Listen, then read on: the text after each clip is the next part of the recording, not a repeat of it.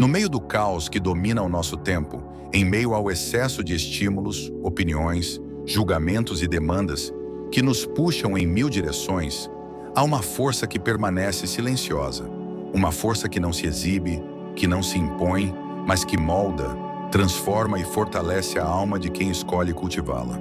Vivemos numa era em que somos condicionados a buscar mudanças rápidas, soluções imediatas, respostas prontas. Queremos fórmulas mágicas que nos tirem do sofrimento, que nos deem paz, que nos façam sentir fortes, admirados e respeitados. Mas nesse anseio acelerado por transformação, esquecemos que aquilo que realmente nos fortalece não é o que brilha aos olhos dos outros, mas o que se constrói no silêncio, no recuo, na interioridade. A verdadeira força, essa que não precisa de aplausos nem de palco, é tranquila, é discreta, é constante. Sêneca já dizia: nada é tão lamentável quanto um homem que tudo ajusta à opinião alheia. Porque quando vivemos para ser vistos, esquecemos de viver para sermos inteiros. Nos perdemos na ilusão do imediatismo. Acreditamos que, quanto mais rápido reagirmos, quanto mais eficientes parecermos, mais fortes seremos. Mas o que esquecemos, ou o que nunca nos ensinaram, é que a verdadeira força não se revela na rapidez, mas na pausa. Não está na resposta automática, mas na capacidade de sustentar o silêncio antes de agir. No espaço em que não precisamos provar nada, apenas existir com firmeza. O mundo premia o ruído, mas a alma amadurece no silêncio. O mundo celebra a exposição, mas a alma se fortalece na reserva. O mundo exige velocidade, mas a alma só se transforma no tempo da lentidão.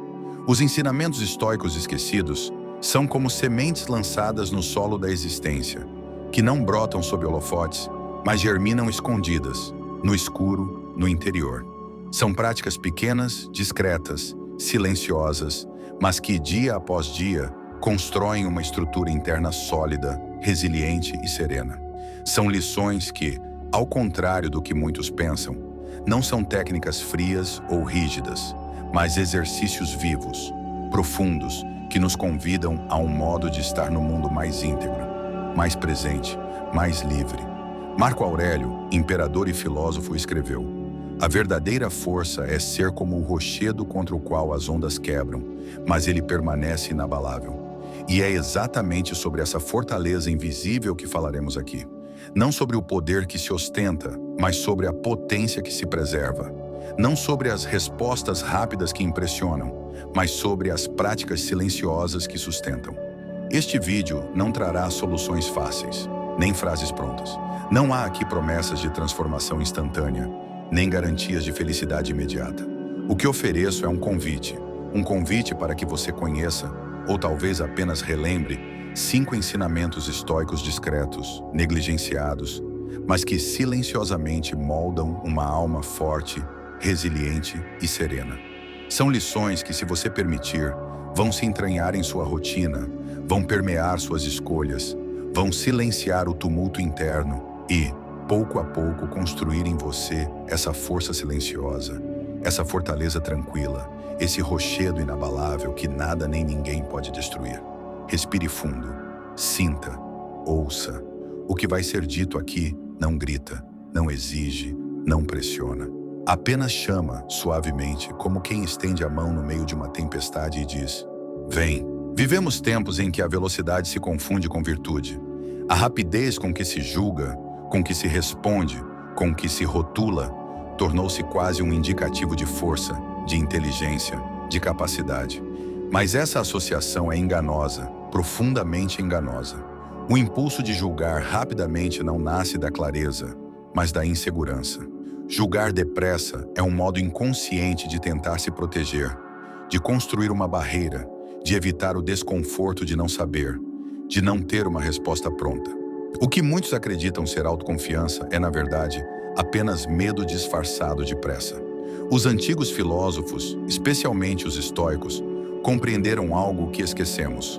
A verdadeira força emocional não está em ser o primeiro a opinar, mas em ser aquele que sabe suspender o julgamento. A prática da epoqué, esse espaço sagrado de suspensão voluntária do juízo, é uma das maiores demonstrações de autocontrole e clareza.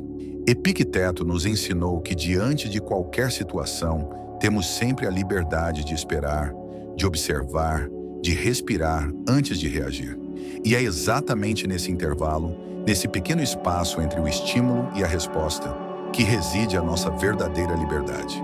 E aqui mora a quebra mais profunda da expectativa. Pensar devagar não é sinal de fraqueza, é sinal de força. Não reagir imediatamente não é covardia, é sabedoria. Viktor Frankl, sobrevivente do Holocausto e um dos maiores pensadores sobre a resistência emocional, escreveu: entre o estímulo e a resposta há um espaço. Nesse espaço está o poder de escolher nossa resposta e, nessa escolha, reside nossa liberdade e nosso crescimento.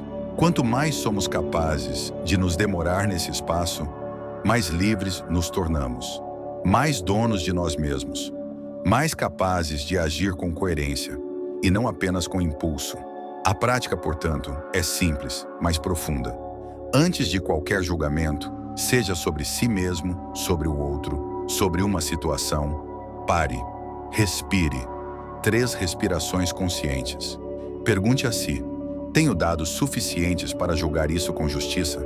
E, se a resposta for não, permita-se o silêncio, permita-se a espera. Imagine-se como o arqueiro que, antes de soltar a flecha, demora-se mais no gesto de mirar. Quem dispara depressa pode até parecer eficiente, mas erra mais, fere mais, perde mais. Quem mira com calma, quem espera, quem respeita o tempo do gesto, atinge o alvo com precisão e com menos dano. Assim também é com a alma. Quanto mais você se permite demorar-se no julgamento, mais silenciosamente ela se fortalece. E ninguém verá esse fortalecimento. Ninguém irá aplaudi-lo, mas você o sentirá. E ele sustentará você em todas as tempestades.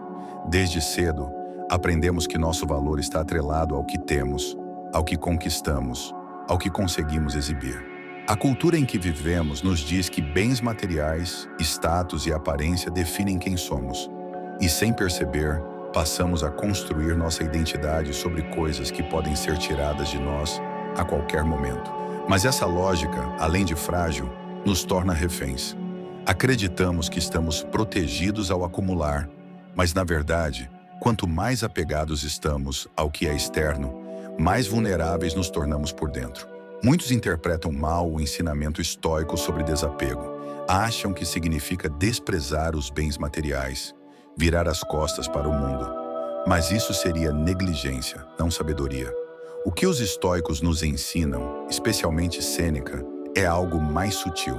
Há coisas que são preferíveis, como a saúde, o conforto, o reconhecimento, mas que não são essenciais. São os chamados indiferentes preferíveis. Podem ser valorizados, sim, mas jamais devem ocupar o centro da alma. A indiferença controlada não é frieza, é liberdade. E aqui está uma revelação que incomoda. Quanto mais nos agarramos ao que é externo, mais entregamos o controle da nossa paz ao mundo. A cada apego, criamos uma nova dependência emocional. E toda dependência nos enfraquece. Pensamos que estamos construindo estabilidade, mas estamos erguendo castelos na areia. O verdadeiro estoico não se recusa a desfrutar do que é bom. Ele apenas não se permite ser escravo disso. Há uma prática que pode parecer dura, mas é profundamente libertadora. Todos os dias visualizar a perda de algo que se ama. Pode ser um objeto, uma posição, até mesmo um vínculo. Não para cultivar tristeza, mas para observar o quanto nossa alma ainda se prende ao que não pode controlar. Essa contemplação diária é como um treino interno. Cada vez que a fazemos, fortalecemos nossa capacidade de suportar as perdas reais que a vida inevitavelmente trará. Imagine, então, o estoico como um marinheiro. Ele sabe que não pode controlar o vento, mas mesmo quando o vento cessa ou sopra na direção contrária, ele ajusta as velas.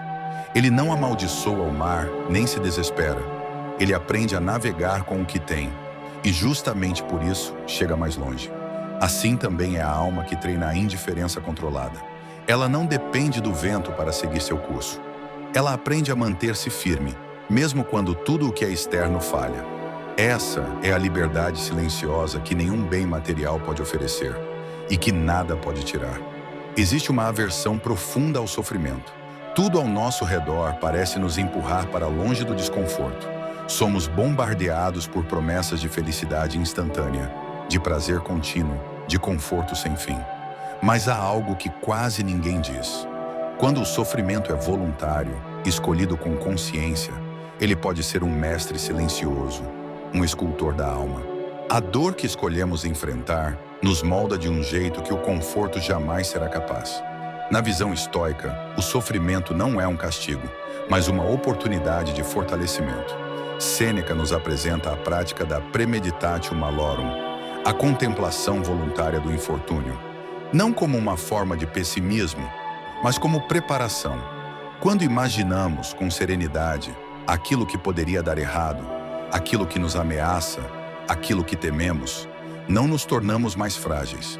Pelo contrário, ampliamos nossa capacidade de suportar a realidade quando ela se torna difícil. Tornamo-nos menos surpresos, menos abalados, mais centrados. É preciso romper com a ideia de que felicidade significa ausência de dor. Esse conceito nos infantiliza.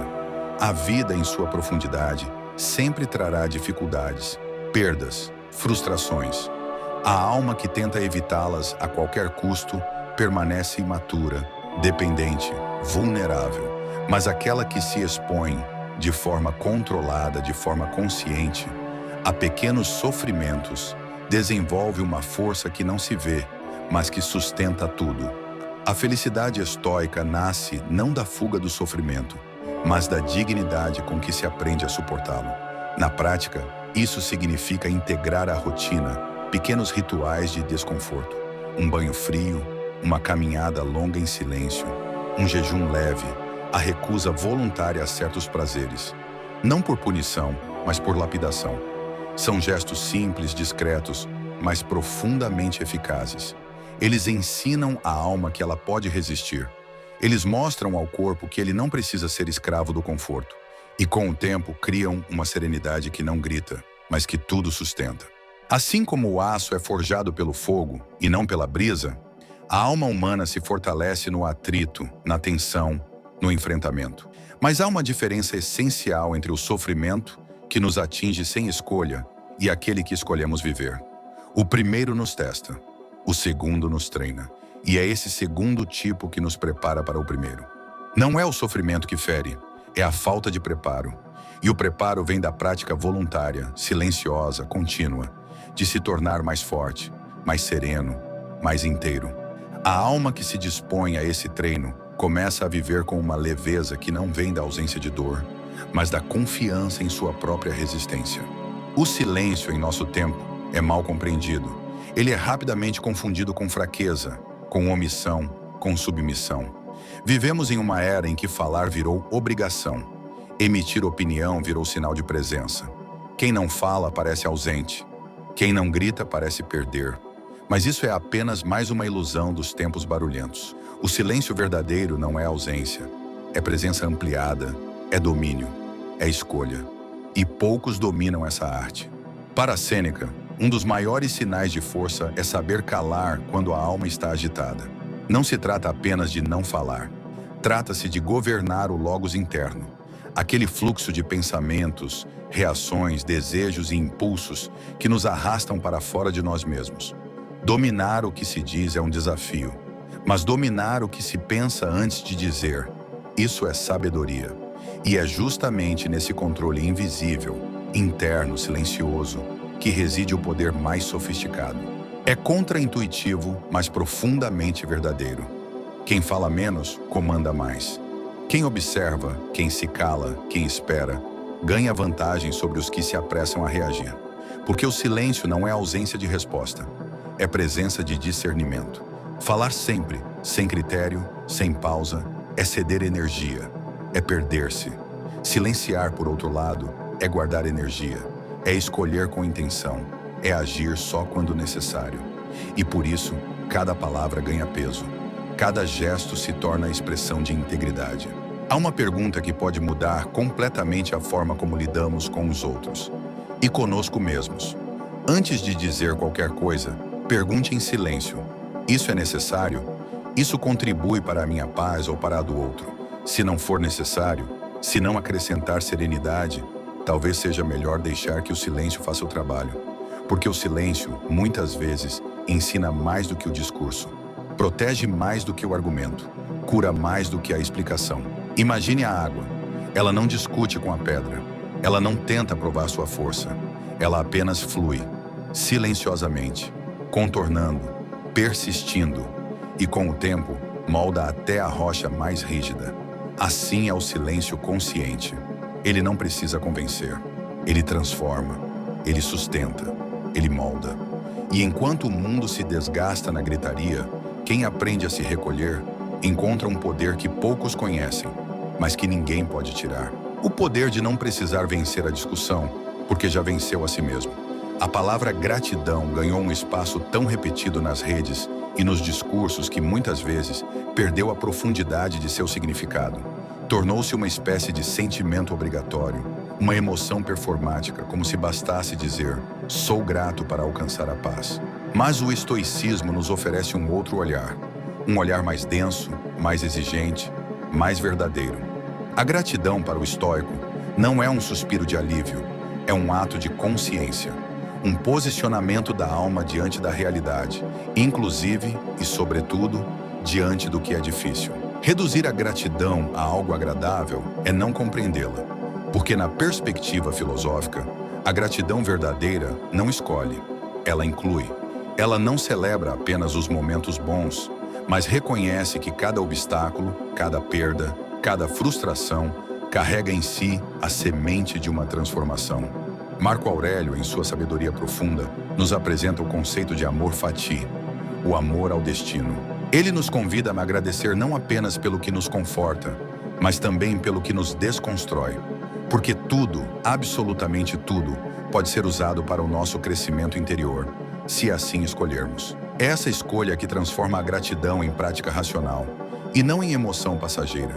Não se trata de sentir algo bom, trata-se de olhar para a vida com coragem e dizer: isso também me constrói. A gratidão estoica é lúcida. Ela não nega a dor, ela não disfarça o incômodo, mas ela acolhe tudo como parte do caminho, como matéria-prima da alma.